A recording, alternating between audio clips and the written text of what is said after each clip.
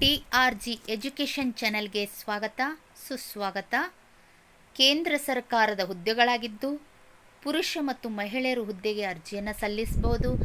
Online ಮೂಲಕ ಅರ್ಜಿಯನ್ನು ಸಲ್ಲಿಸಬಹುದು. ಯಾವ ನೇಮಕಾತಿ ಆಯೋಗವು ಹುದ್ದೆಗೆ ಅರ್ಜಿ ಕರೆಯಲಾಗಿದೆ, ಹುದ್ದೆ ಹೆಸರೇನು, ಒಟ್ಟು ಹುದ್ದೆಗಳ ಸಂಖ್ಯೆ ಎಷ್ಟು, ವಿದ್ಯಾರ್ಥಿ ಏನು, ವಯಸ್ಸಿನ ಮಿತಿ ಏನು, ಈ ಹುದ್ದೆಗೆ ಶುಲ್ಕವೆಷ್ಟಿದೆ, ಜೊತೆಗೆ ಯಾವ ರೀತಿ ಪರೀಕ್ಷೆಗಳನ್ನು ತೆಗೆದುಕೊಳ್ತಾರೆ, ಪರೀಕ್ಷೆಯಲ್ಲಿರುವಂಥ ಅಂಕಗಳೆಷ್ಟು, ಈ ಪರೀಕ್ಷೆ ತೆಗೆದುಕೊಳ್ಬೇಕಾದರೆ ಕರ್ನಾಟಕದಲ್ಲಿರುವಂತಹ ಜಿಲ್ಲೆಗಳನ್ನು ಆಯ್ಕೆ ಮಾಡಿಕೊಳ್ಳಲಾಗಿದೆ, ಆ ಜಿಲ್ಲೆಗಳು ಯಾವುವು ಅನ್ನುವಂಥದ್ದರ ಸಂಪೂರ್ಣ ಮಾಹಿತಿಯನ್ನು ನಿಮ್ಗೆ ತಿಳಿಸ್ಕೊಡ್ತೀನಿ. ವಿಡಿಯೋ ಸ್ಕಿಪ್ ಮಾಡದೆ ನೋಡಿ. ಒಂದು ವೇಳೆ ಈ ವಿಡಿಯೋ ಇಷ್ಟವಾಯ್ತಂದ್ರೆ ಲೈಕ್ ಮಾಡಿರಿ, ಶೇರ್ ಮಾಡಿರಿ, ಸಬ್ಸ್ಕ್ರೈಬ್ ಆಗಿ ಪಕ್ಕದಲ್ಲಿರುವಂಥ ಬೆಲ್ ಬಟನ್ ಒತ್ತುವುದರ ಮೂಲಕ ನೋಟಿಫೈ ಆಗಿರಿ ಅಂತ ಹೇಳ್ತಾ, ಹುದ್ದೆ ಹೆಸರು ಜನರಲ್ ಡ್ಯೂಟಿ ಕಾನ್ಸ್ಟೇಬಲ್ ಹುದ್ದೆ. ಈ ಹುದ್ದೆಯನ್ನು ಸಿಬ್ಬಂದಿ ನೇಮಕಾತಿ ಆಯೋಗದಿಂದ ಅಧಿಸೂಚನೆಯನ್ನು ಹೊರಡಿಸಲಾಗಿದೆ. ಪ್ರಕಟಣೆ ಮಾಡಿರುವಂಥ ದಿನಾಂಕ 5/9/2024, ಕೊನೆಯ ದಿನಾಂಕ 14/10/2024 ಕೊನೆಯ ದಿನ ಆಗಿರ್ತದೆ. ಈ ವಿಡಿಯೋ ಇಲ್ಲಿಗೆ ನೋಡಿದ್ರೆ ಕೊನೆ ಆಗೋದಿಲ್ಲ, ಸಂಪೂರ್ಣವಾಗಿ ಸ್ಕಿಪ್ ಮಾಡದೆ ನೋಡಿ. ಇದೊಂದು ಪೂರ್ಣಾವಧಿ ಉದ್ಯೋಗದ ವಿಧ ಆಗಿರ್ತದೆ, ಸರ್ಕಾರಿ ಉದ್ಯೋಗ ಆಗಿರ್ತದೆ.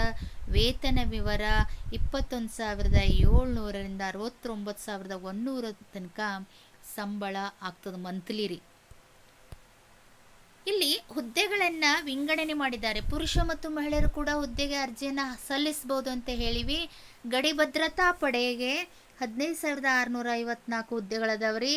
ಇದರಲ್ಲಿ ಮಹಿಳೆಯರಿಗೆಷ್ಟು ಪುರುಷರಿಗೆಷ್ಟು ಅಂತಂದರೆ, ಪುರುಷರಿಗೆಷ್ಟು ಅಂತಂದರೆ 13,306 ಹುದ್ದೆಗಳದವ್ರಿ. ಪುರುಷರದು 13,306 ಹುದ್ದೆಗಳು ಪುರುಷರದು. ಮಹಿಳೆಯರದಂತಂದರೆ 2,348 ಹುದ್ದೆಗಳು. ಒಟ್ಟು ಹುದ್ದೆಗಳ ಸಂಖ್ಯೆ 15,654 ಹುದ್ದೆಗಳಾಗ್ತವ. ಕೇಂದ್ರ ಮೀಸಲು ಪೊಲೀಸ್ ಪಡೆ ಹುದ್ದೆಗಳ ಸಂಖ್ಯೆ ಒಟ್ಟು 7,145 ಹುದ್ದೆಗಳು. ಇದರಲ್ಲಿ 6,430 ಹುದ್ದೆಗಳು ಪುರುಷರಿಗೆ ಮತ್ತು ಮಹಿಳೆಯರಿಗೆ 715 ಹುದ್ದೆಗಳು. ಒಟ್ಟು ಹುದ್ದೆಗಳ ಸಂಖ್ಯೆ 7,145 ಹುದ್ದೆಗಳು. ಕೇಂದ್ರ ಕೈಗಾರಿಕಾ ಭದ್ರತಾ ಪಡೆ ಹುದ್ದೆಗಳು 11,541 ಹುದ್ದೆಗಳು. ಈ 11,541 ಹುದ್ದೆಗಳಲ್ಲಿ 11,294 ಹುದ್ದೆಗಳು ಪುರುಷರದು, ಮಹಿಳೆಯರದು 243 ಹುದ್ದೆಗಳು. ಒಟ್ಟು ಹುದ್ದೆಗಳ ಸಂಖ್ಯೆ 11,541 ಹುದ್ದೆಗಳು. ಮತ್ತು ಏನಪ್ಪ ಅಂತಂದರೆ ಸಶಸ್ತ್ರ ಸೀಮಾ ಬಲದ 8,819 ಹುದ್ದೆಗಳು. ಇಲ್ಲಿ ಯಾವುದೇ ರೀತಿಯ ಮಹಿಳೆಯರಿಗೆ ಹುದ್ದೆಗಳಿಲ್ಲ, ಕೇವಲ 819 ಹುದ್ದೆಗಳು ಪುರುಷರಿಗೆ ಮಾತ್ರ ಇದ್ದಿರುವಂಥವು. ಜೊತೆಗೆ Indo Tibetan border police force 3,017 ಹುದ್ದೆಗಳು. ಈ 3,017 ಹುದ್ದೆಗಳಲ್ಲಿ ಪುರುಷರ ಹುದ್ದೆಗಳು 2,564 ಹುದ್ದೆಗಳು ಪುರುಷರಿಗೆ ಮತ್ತು 453 ಹುದ್ದೆಗಳು ಮಹಿಳೆಯರಿಗೆ ಅದಾವ ಅಂತ ಇಲ್ಲಿ ಹೇಳ್ಬೋದು, ಗುರುತಿಸ್ಬೋದು. ಆಸಾಂ ರೈಫಲ್ 1,248 ಹುದ್ದೆಗಳು. ಇದರಲ್ಲಿ 1,148 ಹುದ್ದೆಗಳು ಪುರುಷರದು, 1,148 ಹುದ್ದೆಗಳು ಪುರುಷರದು, 100 ಹುದ್ದೆಗಳು ಮಹಿಳೆಯರಿಗಿದಾವ್ರಿ. ಒಟ್ಟು ಹುದ್ದೆಗಳು 1,248 ಹುದ್ದೆಗಳದಾವಂತ ಇಲ್ಲಿ ಗುರುತಿಸ್ಬೋದು. ನಂತರದಲ್ಲಿ ಸೆಕ್ರೆಟರಿಯೇಟ್ ಸೆಕ್ಯೂರಿಟಿ ಫೋರ್ಸ್ ಅನ್ನುವಂಥದ್ದು 35 ಹುದ್ದೆಗಳದಾವ್ರಿ. ಇಲ್ಲಿ ಯಾವುದೇ ರೀತಿಯ ಹುದ್ದೆಗಳು ಹೆಣ್ಮಕ್ಳಿಗಿಲ್ಲ, ಕೇವಲ 35 ಪೋಸ್ಟ್ಗಳು ಪುರುಷರಿಗೆ ಮಾತ್ರ. ನಾರ್ಕೋಟಿಕ್ ಕಂಟ್ರೋಲ್ ಬ್ಯೂರೋದವರಿಗೆ 11 ಹುದ್ದೆಗಳದಾವ್ರಿ. ಈ 11 ಹುದ್ದೆಗಳು, ಅದರಲ್ಲಿ 11 ಪುರುಷರಿಗೆ 11 ಮಹಿಳೆಯರಿಗೆ ಹುದ್ದೆಗಳದಾವ. ಒಟ್ಟು 22 ಹುದ್ದೆಗಳನ್ನು ನಾವಿಲ್ಲಿ ಕಾಣ್ತೀವಿ. ಅಂತಂದರೆ ಪುರುಷರಿಗೆ 35,612 ಹುದ್ದೆಗಳು, ಮಹಿಳೆಯರಿಗೆ 3,869 ಹುದ್ದೆಗಳು. ಒಟ್ಟು 39,481 ಹುದ್ದೆಗಳನ್ನಾಗಿ ಆಯ್ಕೆ ಮಾಡಲಾಗಿದೆ. ಅರ್ಜಿಯನ್ನು ಸಲ್ಲಿಸಬೇಕಾದ್ರೆ ಪ್ರಾರಂಭ ದಿನಾಂಕ 5/9/2024 ಪ್ರಾರಂಭ ಆಗ್ಯದ್ರಿ. ಅದರದ್ದು ಕೊನೆಯ ದಿನಾಂಕ ಅಂತಂದಾಗ 14/10/2024 ರಾತ್ರಿ 11 ಗಂಟೆವರೆಗೆ ನೀವು ಅರ್ಜಿಯನ್ನು ಹಾಕ್ಬೋದು. ಆನ್ಲೈನ್ ಮೂಲಕ ಅಪ್ಲಿಕೇಶನ್ ಹಾಕ್ಬೋದು ರೀ.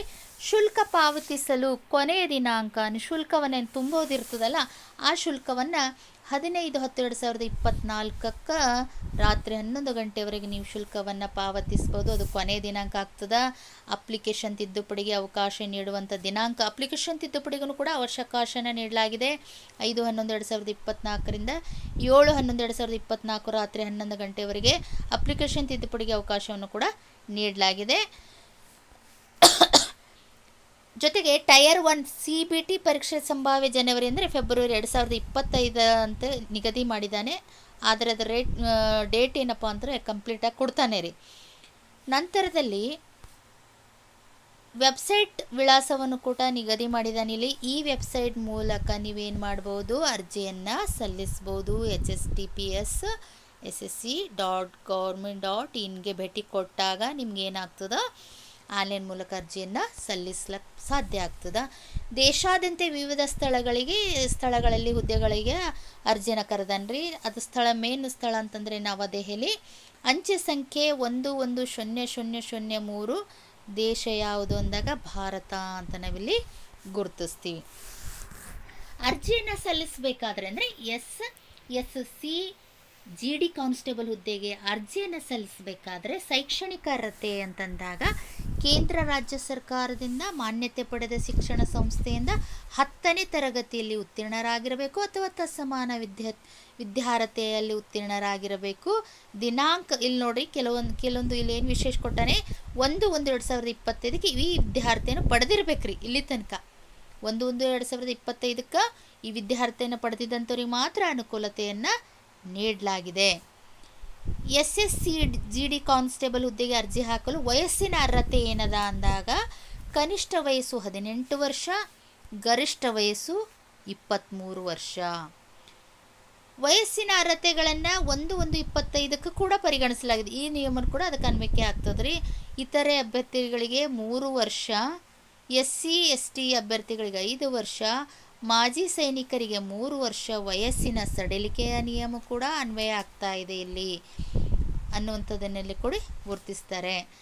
ಇದಕ್ಕೆ ಶುಲ್ಕ ವಿವರ ಎಷ್ಟು ಅಂದಾಗ ಸಾಮಾನ್ಯ ಅರ್ಹತೆ ಉಳ್ಳಂಥವರು ಇತರೆ ಹಿಂದುಳಿದ ವರ್ಗಗಳ ಅಭ್ಯರ್ಥಿಗಳಿಗೆ 100 ರೂಪಾಯಿ ಶುಲ್ಕವಿದೆ.